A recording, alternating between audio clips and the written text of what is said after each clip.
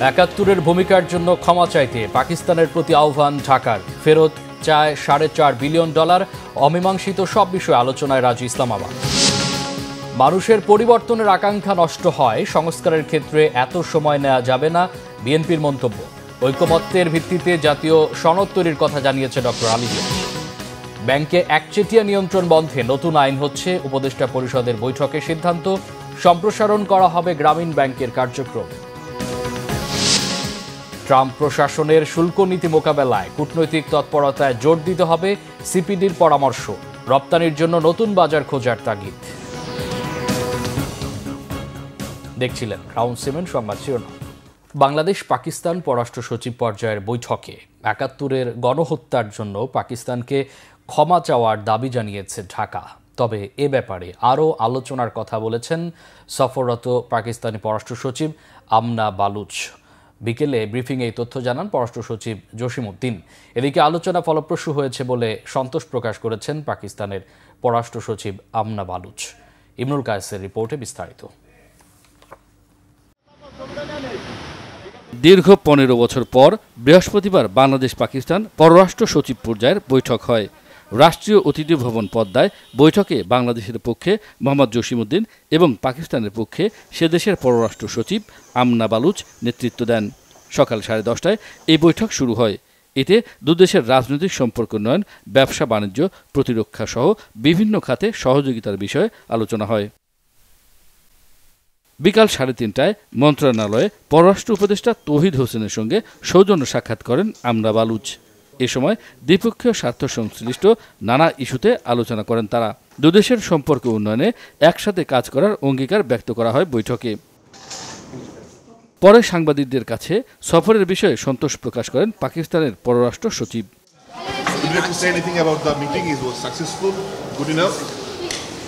I'm happy to be in Dhaka. Thank you. That's it? Nothing more? How was the shopping yesterday? Lovely. সন্ধ্যায় বাংলাদেশ পাকিস্তান পররাষ্ট্র সচিব পর্যায়ের বৈঠক এবং দ্বিপক্ষীয় সম্পর্কের সার্বিক বিষয় নিয়ে সাংবাদিকদের ব্রিফ করেন পররাষ্ট্র সচিব মোহাম্মদ জসিমউদ্দিন। জানান দুদেশের অমীমাংসিত বিষয়গুলো নিয়ে আলোচনা হয়েছে বৈঠকে। 1971 সালে পাকিস্তানের তৎকালীন সশস্ত্র বাহিনী কর্তৃক সংঘটিত গণহত্যার জন্য আনুষ্ঠানিকভাবে ক্ষমা চাওয়া। তারা সেটা বলেছেন যে এই বিষয়টা নিয়ে তারা দে রিমেইন এঙ্গেজড, এই বিষয়গুলো নিয়ে আলোচনায় ওনারা থাকবেন সামনের বৈঠকে। আমাদের লক্ষ্যই ছিল এই জিনিসটা ফ্ল্যাগ করা, তাদের নজরে আনা, এবং আমাদের প্রত্যাশা সামনে যে সমস্ত এঙ্গেজমেন্ট হবে, যে সমস্ত বৈঠক হবে, সেগুলোতে আমরা এই বিষয়টা হয়তো সুনির্দিষ্টভাবে আলোচনা করার একটা সুযোগ পাবো। আটকে পড়া পাকিস্তানিদের প্রত্যাবাসন, অবিভাজিত সম্পদে বাংলাদেশের ন্যায্য হিস্সা প্রদান। Former deputy chairman of planning commission বাংলাদেশের, তার একটা হিসাব অনুযায়ী $4,000 মিলিয়ন, আর আরেকটা হিসেবে বলা আছে 4.32 বিলিয়ন। আমরা আজকের আলোচনায় এই ফিগারটাই বলেছি। এটা একটা। আরেকটা হচ্ছে যে 1970 সালে নভেম্বরে যে ভয়াবহ ঘূর্ণিঝড় হয়, সেখানে বিভিন্ন বিদেশি রাষ্ট্র এবং এজেন্সি $200 মিলিয়ন সমপরিমাণ অর্থ দান করেছিল। সেটারও আমরা এই বৈঠকে হিস্সা চেয়েছি। বাংলাদেশের সাথে পাকিস্তানের সম্পর্ক এখন যে জায়গায় দাঁড়িয়েছে, সাম্প্রতিককালে উচ্চ পর্যায়ে যোগাযোগ এবং বিভিন্ন ক্ষেত্রে আমাদের যে সহযোগিতার কারণে, সেটিকে একটা শক্ত ভিত্তির উপর দাঁড় করাতে গেলে আমাদেরকে এই অমীমাংসিত বিষয়গুলো মীমাংসা আসল প্রয়োজন। জসিমউদ্দিন জানান দুদেশের সম্পর্কের স্থবিরতা কাটানোর উপর জোর দিয়েছেন দুই শীর্ষ কূটনীতিক। এই যে স্থবির যে সম্পর্ক, সেই সম্পর্কটাকে স্বাভাবিক করার চেষ্টা করছি, এবং সেটা আমরা সম্পূর্ণরূপে আমাদের যে জাতীয় স্বার্থ, সেই জাতীয় স্বার্থের কথা মাথায় রেখেই আমরা করছি। আমরা পাকিস্তানের সাথে যেভাবে এঙ্গেজ হচ্ছি, সেটার ফাউন্ডেশন হচ্ছে মিউচুয়াল রেসপেক্ট, পরস্পরের প্রতি শ্রদ্ধা এবং মিউচুয়াল বেনিফিট। আমরা আমাদের যে লাভ, সেটা আমরা দেখছি। কাজে এটা কোনোভাবেই একটা দেশের দিকে ঝোঁকার বিষয় নয়। দুদিনের সফরে এ মাসের 27 তারিখ বাংলাদেশে আসবেন পাকিস্তানের উপপ্রধানমন্ত্রী ও পররাষ্ট্রমন্ত্রী ইসহাক দার। খুব শীঘ্রই দুই দেশের মধ্যে সরাসরি ফ্লাইট চালু করা সম্ভব হবে। ইমরুল কায়েস, বাংলাভিশন, ঢাকা। পারস্পরিক সহযোগিতার সফররত মার্কিন উপসহকারী পররাষ্ট্রমন্ত্রীদের সাথে নির্বাচন নিয়ে আলোচনা হয়েছে বলে জানিয়েছেন পররাষ্ট্র সচিব মোহাম্মদ জসিমউদ্দিন। সংস্কার, বাণিজ্য ঘাটতি, শুল্ক, রোহিঙ্গা সহ বিভিন্ন বিষয়ে তাদের সাথে আলোচনা হয়েছে বলে জানান তিনি। বলেন, আরোপিত শুল্ক প্রত্যাহারে কি করতে হবে সে বিষয়ে পরামর্শ দিয়েছেন তারা। আহমেদ সারোয়ারের রিপোর্ট। সফরের দ্বিতীয় দিনে পররাষ্ট্র উপদেষ্টা মোহাম্মদ তৌহিদ হোসেনের সাথে সৌজন্য সাক্ষাৎ করেছেন যুক্তরাষ্ট্রের দক্ষিণ ও মধ্য এশিয়া বিষয়ক ব্যুরোর উপসহকারী পররাষ্ট্রমন্ত্রী নিকোল এন চুলিক এবং পূর্ব এশিয়া ও প্রশান্ত মহাসাগরীয় বিষয়ক ব্যুরোর উপসহকারী পররাষ্ট্রমন্ত্রী অ্যান্ড্রু হেরাপ। এ সময় তারা বাংলাদেশ যুক্তরাষ্ট্র দ্বিপাক্ষীয় সম্পর্কের নানা বিষয় নিয়ে আলোচনা করেন। এর আগে পররাষ্ট্র সচিব মোহাম্মদ জসিমউদ্দিন এবং পররাষ্ট্র মন্ত্রণালয়ের উত্তর আমেরিকা অনুবিভাগের মহাপরিচালক জাহিদুল ইসলামের সাথে বৈঠক করেন তারা। বৈঠকের বিষয়ে ব্রিফিংয়ে পররাষ্ট্র সচিব মোহাম্মদ জসিমউদ্দিন জানান, আগামী নির্বাচন ও চলমান সংস্কার নিয়ে জানতে চেয়েছে মার্কিন প্রতিনিধি দল। আমাদের এই সরকারের যে চলমান সংস্কার কার্যক্রম সেটা নিয়ে কথা বলেছি। সামনে যে নির্বাচন, সেই নির্বাচন নিয়ে কথা বলেছি। নির্বাচন নিয়ে সাধারণ আলোচনা, যে নির্বাচনের ডিটেলস নিয়ে কোনো আলোচনা হয় নাই, কিন্তু তারা এটা বলেছেন যে তারা রাজনৈতিক দলগুলোর সাথে তাদের বৈঠক হয়েছে। রোহিঙ্গা প্রত্যাবাসন ও তাদের সহায়তার বিষয়টি বৈঠকে গুরুত্ব পায় বলেও জানান পররাষ্ট্র সচিব। বিশেষ করে স্থান পেয়েছে রোহিঙ্গা প্রত্যাবাসন। আগামী সেপ্টেম্বরে নিউ ইয়র্কে আপনারা জানেন যে রোহিঙ্গা বিষয়ে একটা উচ্চ পর্যায়ের সম্মেলন অনুষ্ঠিত হওয়ার কথা রয়েছে এবং এই রোহিঙ্গা প্রত্যাবাসনে আমরা তাদের রাজনৈতিক এবং মানবিক সহায়তা অব্যাহত রাখার জন্য অনুরোধ জানিয়েছি। Ahmed Sarwar, Bangla vision, Dhaka.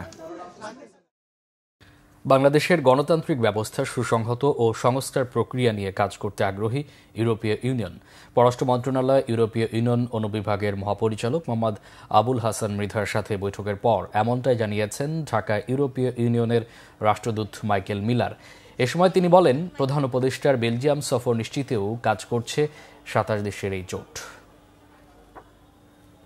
So we're talking about how we can support the reform process, what is required to support Bangladesh's political transition, they need democratic elections, and when we can foresee a possible visit by the chief advisor to the European Union, because what we are interested in is illustrating how strong our relationship is and how much of a reliable and dependable partner the European Union is for your country. Spreadsheet পাঠিয়ে বিএনপিকে বিভ্রান্ত করেছে ঐকমত্য commission, এমন অভিযোগ BNP নেতাদের। তারা বলেন, সংস্কারে এত বেশি সময় নেওয়া যাবে না যাতে মানুষের পরিবর্তনের আকাঙ্ক্ষা নষ্ট হয়ে যায়। সকালে জাতীয় সংসদের ভবনে জাতীয় ঐকমত্য কমিশনের সাথে বৈঠকে বিএনপি নেতারা এসব কথা বলেন। ঐকমত্য কমিশনের সহসভাপতি ডক্টর আলী রিয়াজ জানিয়েছেন, রাজনৈতিক দলগুলোর সাথে ঐকমত্যের ভিত্তিতেই জাতীয় সনদ গঠন করতে চায় কমিশন। রাষ্ট্র সংস্কারে অন্তর্বর্তীকালীন সরকার সংবিধান, নির্বাচন, জনপ্রশাসন সহ 11টি সংস্কার কমিশন গঠন করে। প্রতিটি বিষয়ে সংস্কার চেয়ে রাজনৈতিক দল ও নাগরিকদের কাছে প্রস্তাবনা চেয়েছিল কমিশনগুলো। সংস্কার প্রস্তাব জমার পরপরই শুরু হয় রাজনৈতিক দলগুলোর সাথে জাতীয় ঐকমত্য কমিশনের ধারাবাহিক বৈঠক। বৃহস্পতিবার সকালে জাতীয় সংসদের এলডি হলে ঐকমত্য কমিশনের সাথে আলোচনায় বসে বিএনপির স্থায়ী কমিটির সদস্য সালাউদ্দিন আহমেদের নেতৃত্বে 5 সদস্যের একটি প্রতিনিধি দল। আলোচনার শুরুতে কথা বলেন জাতীয় ঐকমত্য কমিশন ও বিএনপির প্রতিনিধিরা। কমিশনের সহসভাপতি ডক্টর আলী রিয়াজ জানান, রাজনৈতিক দলগুলোর সাথে ঐক্যের ভিত্তিতে জাতীয় সনদ গঠন করতে চায় কমিশন। আমাদের লক্ষ্য হচ্ছে একটি জাতীয় সনদ তৈরি করা, যাতে করে আমরা বাংলাদেশে একটি স্থায়ী গণতান্ত্রিক ব্যবস্থা প্রতিষ্ঠা করতে পারি। বারবার আমরা দেখেছি যে গণতন্ত্র কেবল হোঁচট খেয়েছে তা নয়, একটি ব্যক্তিতান্ত্রিক স্বৈরতন্ত্র প্রতিষ্ঠিত হয়েছিল এই দেশে। বৈঠকের শুরুতে বিএনপির পক্ষে কথা বলেন জাতীয় স্থায়ী কমিটির সদস্য নজরুল ইসলাম খান। দাবি করেন, দেশের সবচেয়ে বেশি সংস্কার হয়েছে বিএনপির শাসনামলে। খুব বেশি ভালো করার জন্য যেন আমরা এত সময় না নিই, যাতে মানুষের পরিবর্তনের যে আকাঙ্ক্ষা সেটা স্থিমিত হয়ে যায়। পরে বৈঠকের সারসংক্ষেপ নিয়ে গণমাধ্যমে কথা বলেন দলটির স্থায়ী কমিটির সদস্য সালাউদ্দিন আহমেদ। স্প্রেডশিটের সাথে বিস্তারিত বিষয়গুলোর অনেক জায়গায় ফারাক রয়েছে বলে অভিযোগ তার। যে সমস্ত বিষয়ে হ্যাঁ না জবাবের জন্য যে শিট দিয়েছিল ওখানে উল্লেখ আছে, সেখানে আমরা বিস্তারিত রিপোর্টে গিয়ে দেখলাম বিস্তর ফারাক। যেগুলো আমরা বিচার বিভাগের স্বাধীনতা নিশ্চিত করার জন্য উপযুক্ত বিবেচনা করব, অবশ্যই সেগুলো আমরা ঐকমত্যের ভিত্তিতে গ্রহণ করব। আমরা এটা চাই বিচার বিভাগের স্বাধীনতা, কিন্তু প্রক্রিয়াটা যেন আইনানুগ হয়, প্রক্রিয়াটা যেন সাংবিধানিক পদ্ধতিতে হয়। ওবায়দুল্লাহ মামুন, বাংলা ভিশন, ঢাকা।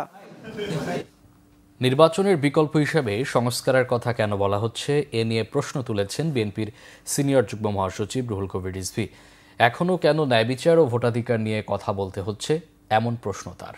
বিএনপি নেতা এম ইলিয়াস আলীর সন্ধানে দোয়া মাহফিলের আয়োজন করা হয় বিএনপির কেন্দ্রীয় কার্যালয়ে। এ সময় রুহুল কবির রিজভী বলেন, গত 15 বছর সংগ্রামের পর ছাত্র জনতার আন্দোলনে বিদায় নিয়েছে শেখ হাসিনা। এখন দেশের মানুষ ভোট চায়। রাষ্ট্র সংস্কারের জন্য বিভিন্ন কমিশন গঠন করা হয়েছে, এগুলো চলমান প্রক্রিয়া। বিএনপি সংস্কারের পক্ষে জানিয়ে রুহুল কবির রিজভী বলেন, নির্বাচনের সুনির্দিষ্ট রোডম্যাপ জরুরি। গত 8 মাসেও বিএনপির নেতাকর্মীদের নামে দায়ের করা 60 লাখ মামলা প্রত্যাহার না করা নিয়েও প্রশ্ন তোলেন দলের সিনিয়র যুগ্ম মহাসচিব। সংস্কার কেন ভোটাধিকার আর গণতন্ত্রের বিকল্প হবে, নির্বাচনের বিকল্প হবে? আমরা ভোট নির্বাচন এবং ভোট প্রয়োগের কথা বললে আপনার সরকার আরও কিছু কথা সেগুলোকে বিকল্প এনে দাঁড় করছেন। তো গণতন্ত্র মানেই তো নির্বাচন। প্রয়োজনীয় সংস্কার তো বিএনপিও তো বলেছে বারবার। আপনি বিভিন্ন কমিশন গঠন করেছেন, তারপরে সেগুলো নিয়ে আলোচনা চলছে। আমাদের রাজনৈতিক দলগুলোর সাথেও বৈঠক হচ্ছে, বৈঠকে তো শেষ পর্যায়ে জানি। কিন্তু এই ডিসেম্বর জুনের এক ধরনের দোলনার মধ্যে কেন দুলছে বাংলাদেশের নির্বাচনী ওয়াদা? ব্যাংক খাতে কোনো প্রতিষ্ঠানের একচেটিয়া নিয়ন্ত্রণ রোধ করতে চায় সরকার, প্রতিষ্ঠা করতে চায় শৃঙ্খলা। এজন্য ব্যাংক রেজুলেশন অধ্যাদেশের অনুমোদন করেছে উপদেষ্টা পরিষদ। এছাড়া অর্থনৈতিক অপরাধের সাথে জড়িতদের বিচারের আওতায় আনতে একটি কমিটি গঠনের সিদ্ধান্ত নিয়েছে উপদেষ্টা পরিষদ। এছাড়া মামলা দায়ের হলে অভিযুক্তকে সমন সহ অন্যান্য তথ্য ডিজিটাল মাধ্যমে পাঠানোর বিধান রেখে আইনের গুরুত্বপূর্ণ সংস্কারের নীতিগত অনুমোদন দেওয়া হয়েছে। রকনুজ্জামানের রিপোর্ট। বিগত সরকারের আমলে দেশের ব্যাংকিং খাতে চরম নৈরাজ্য দেখা দেয়। দু একটি গ্রুপের কবজায় চলে যায় দেশের বেশিরভাগ ব্যাংকের নিয়ন্ত্রণ। অভিযোগ উঠে ইচ্ছামতো ব্যাংকের টাকা ঋণ হিসেবে নিয়ে আত্মসাতের। বর্তমান সরকার যেসব খাতে সংস্কার করছে তার মধ্যে অন্যতম গুরুত্বপূর্ণ হচ্ছে অর্থনীতি, বিশেষ করে ব্যাংক খাত। বৃহস্পতিবার প্রধান উপদেষ্টার তেজগাঁওয়ের কার্যালয়ে ব্যাংকিং খাতের শৃঙ্খলা ফেরাতে ব্যাংক রেজুলেশন অধ্যাদেশের অনুমোদন দেয় উপদেষ্টা পরিষদ। এছাড়া অর্থনৈতিক অপরাধের সাথে জড়িতদের বিচারের আওতায় আনতে কমিটি গঠন সহ বেশ কয়েকটি গুরুত্বপূর্ণ সিদ্ধান্ত হয়।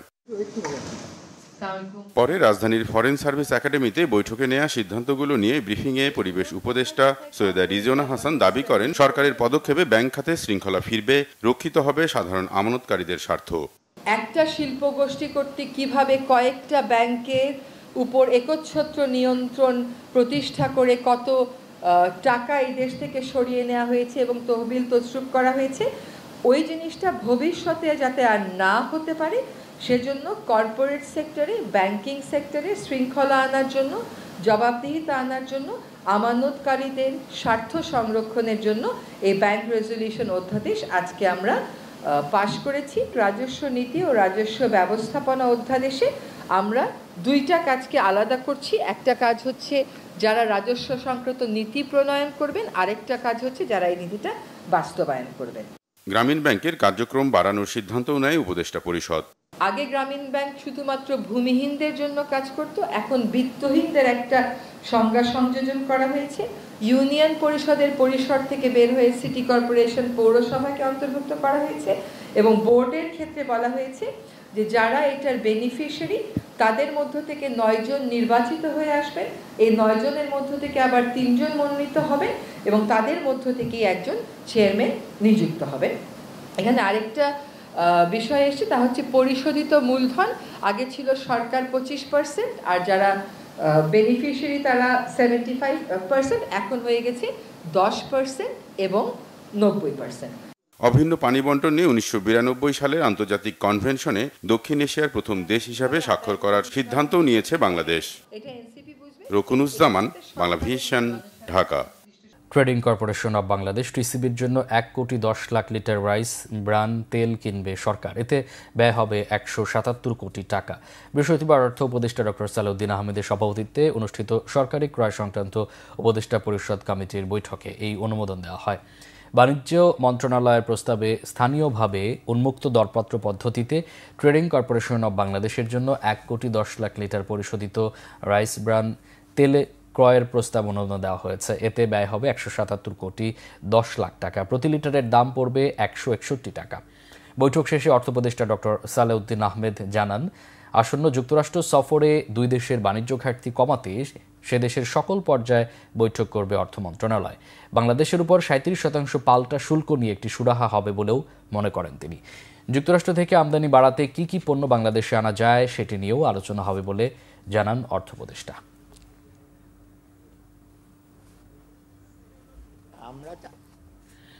ট্রাম্প প্রশাসনের শুল্ক নীতি মোকাবেলায় মার্কিন প্রশাসনের সঙ্গে নতুন বাণিজ্য চুক্তির পাশাপাশি কূটনৈতিক তৎপরতায় জোর দিতে হবে বলে মনে করেন সিপিডির সম্মানীয় ফেলো ডক্টর মুস্তাফিজুর রহমান। বাংলাদেশকে নতুন বাজারে রপ্তানি বাড়ানো সহ কৌশলগত বিকল্প খোঁজার তাগিদ দেন তিনি। রাজধানীর একটি হোটেলে সিপিডি আয়োজিত ট্রাম্প পারস্পরিক শুল্ক এবং বাংলাদেশ প্রভাব এবং প্রতিক্রিয়া সংলাপে এসব কথা বলেন তিনি। সেমিনারে বক্তারা জানান, মার্কিন শুল্ক নীতি শুধু বাংলাদেশের নয়, পুরো বিশ্ব অর্থনীতিকেই দুষ্ট চক্রের মধ্যে ফেলবে। এটি শুধু ব্যবসা বাণিজ্যে নয়, শ্রমিকদের জীবনেও নেতিবাচক প্রভাব ফেলবে। 90 দিন পর যুক্তরাষ্ট্র কি করবে এটি কারো ধারণা নেই, তাই বিপদে পড়ার আগেই প্রস্তুতি নেওয়ার আহ্বান জানান তারা। এ সময় অভিযোগ জানিয়ে বক্তারা বলেন, বিশ্ব বাণিজ্য সংস্থাকে অকার্যকর করে রেখেছে যুক্তরাষ্ট্র।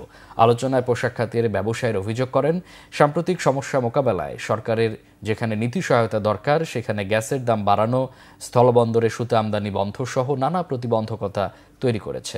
তারা বলেন, মার্কিন অনেক ক্রেতা পোশাকের দাম কমানোর চাপ দিচ্ছে, অনেকেই ক্রয়াদেশ স্থগিত করেছে। এতে ছোট মাঝারি শিল্পগুলো সবচেয়ে বেশি ঝুঁকিতে পড়বে। ঋণের শর্ত পূরণের অগ্রগতিতে বাংলাদেশ সঠিক পথেই রয়েছে বলে জানিয়েছেন বাংলাদেশ সফররত আইএমএফের মিশন প্রধান ক্রিস পাপাজর্জিও।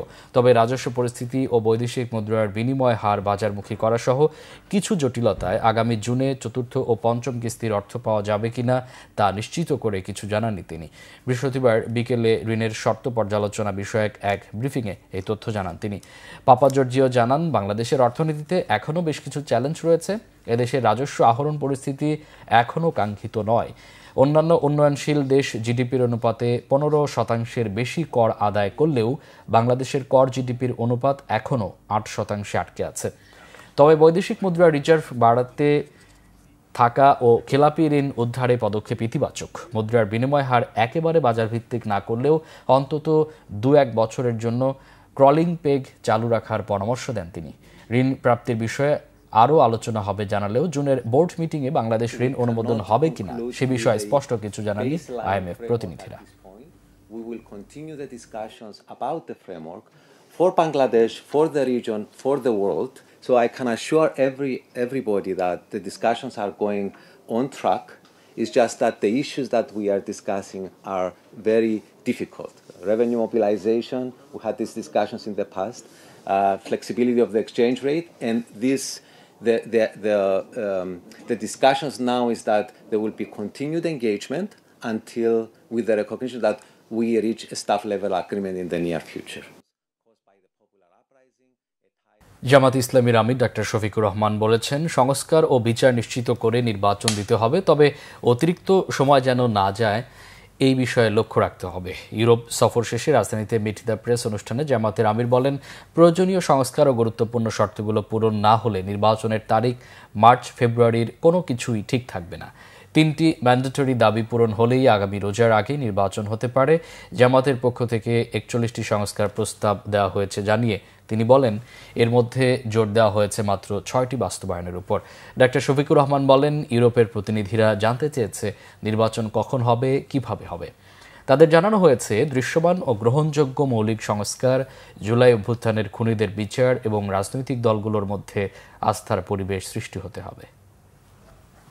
রাজনৈতিক দলগুলা যত তাড়াতাড়ি এবং যত আন্তরিকভাবে সংস্কারের সহযোগিতা করবে তত তাড়াতাড়ি নির্বাচনের পরিবেশ তৈরি হবে।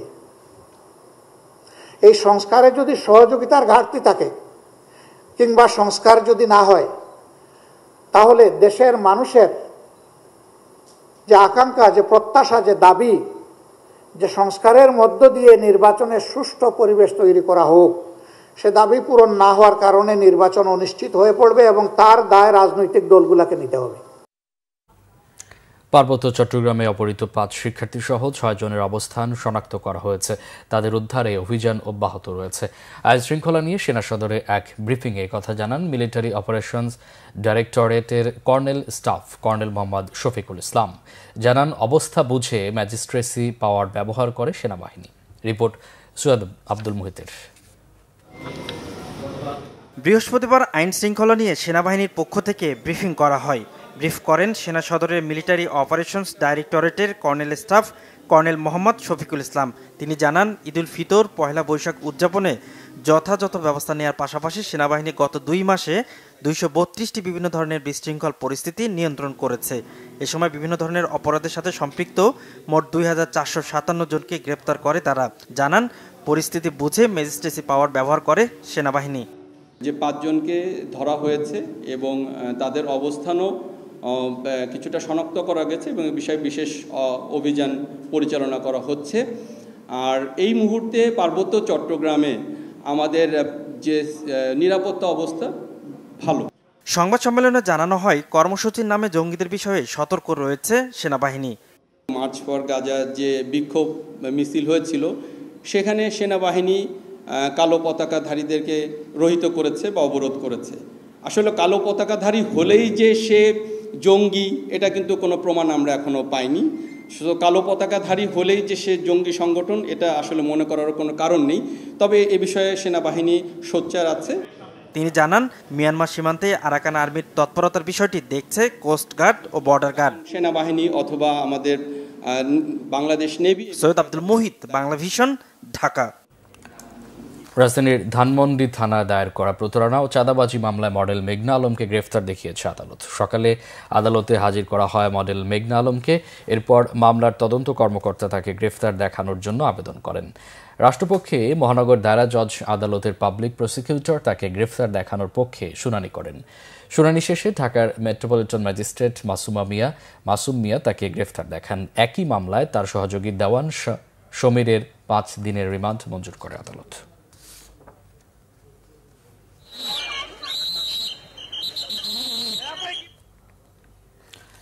পহেলা বৈশাখের আনন্দ শোভাযাত্রার মোটিফ নির্মাতা চিত্রশিল্পী মানবেন্দ্র ঘোষের বাড়িতে আগুন দেওয়ার ঘটনায় মানিকগঞ্জে 6 জনকে গ্রেফতার করা হয়েছে।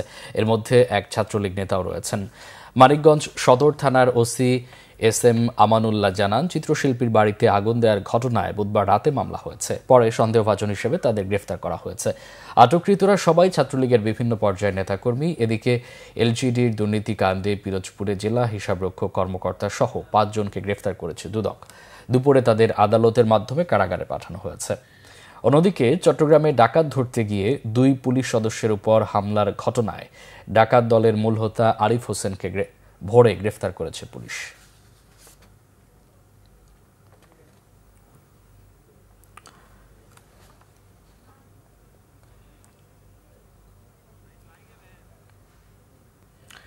শিক্ষা মন্ত্রণালয়ের কর্মকর্তাদের সঙ্গে দীর্ঘক্ষণ বৈঠক করেও সন্তুষ্ট হতে না পারার কথা জানিয়েছে 6 দফা দাবিতে আন্দোলনরত পলিটেকনিক ইনস্টিটিউটের শিক্ষার্থীদের প্রতিনিধি দলটি।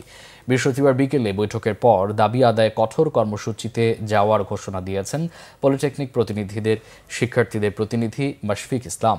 তিনি বলেন, শিক্ষা মন্ত্রণালয়ের অতিরিক্ত সচিবের সঙ্গে বসেছিলেন তারা, কিন্তু মন্ত্রণালয়ের দৃশ্যমান কোনো পদক্ষেপ দেখা যায়নি। এই বৈঠকে শিক্ষার্থীরা সন্তুষ্ট নয় বলেও জানান মাশফিক ইসলাম।